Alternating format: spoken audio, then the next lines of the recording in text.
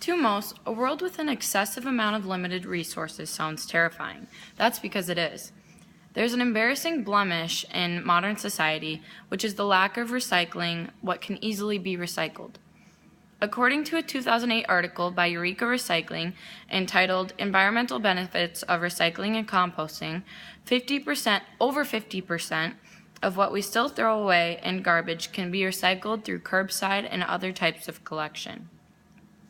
It is so easy and the reward is so critical, yet hardly anyone is willing to do it. If we don't start now, the world as we know it is going to become a very scarce and terrible place in due time.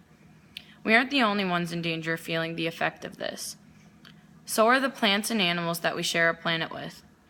In order to effectively solve this problem, we need to start paying people for their good deeds.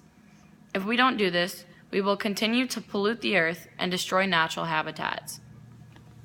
My first point is that recycling will reduce pollution. Every day, we toss out billions of things that can be recycled. Those things, such as plastic and the styrofoam cup your morning coffee is in, are polluting the earth terribly. Styrofoam leaks harsh chemicals into the ground. The tons of chemicals that are being built up or leaked into our earth building up causes cancer.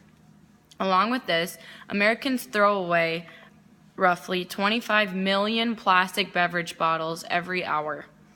So much of that plastic is ending up in our oceans. The plastic is polluting our oceans and killing millions of sea creatures. We are also burning a colossal amount of fossil fuels, which can be reduced by recycling too. Recycling sounds like the savior of all problems, doesn't it? Recycling saves energy, which means we don't have to burn as many fossil fuels. You might think, so? Why do I care? What even are fossil fuels? Fossil fuels are what lead to the pollution of air by acid rain, and they play a huge role in the reason global warming is upon us. So fossil fuels are the reason we might not get a white Christmas. Not only does the lack of cold affect us, it's affecting the animals too. The critters that are roaming around are all affected by this just as much as us, if not more. Which leads to my second point. We're destroying natural habitats by not recycling. The global warming that has resulted from not recycling is causing the Arctic ice to melt. In the article I read by the National Wildlife Federation titled Global Warming and Polar Bears, the Federation says the chief threat to polar bears is the loss of sea ice habitat due to global warming. Not only are we taking their homes away from them, but we're also taking homes away from other critters, such as the ones that live in trees.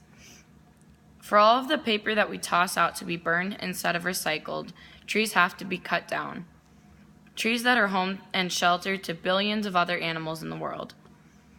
The 2012 article by the South Coast Energy Challenge titled, What Happens If We Don't Recycle, points out that all the trees being cut down to make items are not growing at a rate fast enough to replenish what we've taken. We can't just keep trying to go back and cover up our mistakes. It just doesn't work. We need to stop making these easily correctable mistakes before they're not so easy to correct anymore.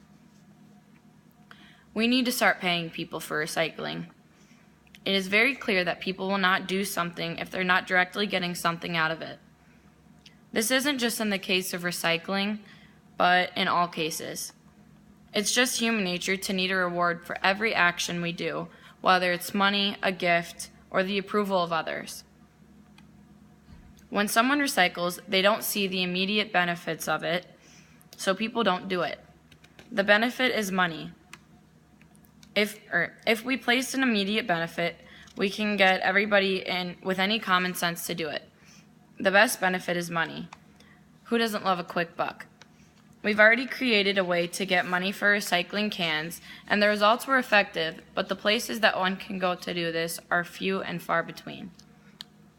If we can design a recycling machine to put in small stations around every town or city that can read the amount you've recycled when you put it in, just like a vending machine reads how much money you drop in, and give people a small reward of money for doing it, recycling will boom. Whether the reward is 50 cents or $5, everyone will be into it, and it will encourage so many to recycle. Now I'll tell you why that's the best way to make things happen. In the future, if this plan went underway, a child's mom can tell them if they collect enough things to recycle, at the end of the week, she'll take him to the machine and he can put all of his recyclables in and get some money back. The kid would be excited and could either save it or go buy a toy with it. Either way, they'll love the money. Kids aren't the only ones who love money, obviously.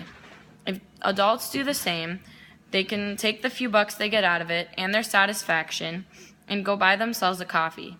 The satisfaction every person would receive from this would be enough to get them doing it every week. It's innovative and foolproof. The consequences that I listed earlier should have been enough to get the average human to want to recycle.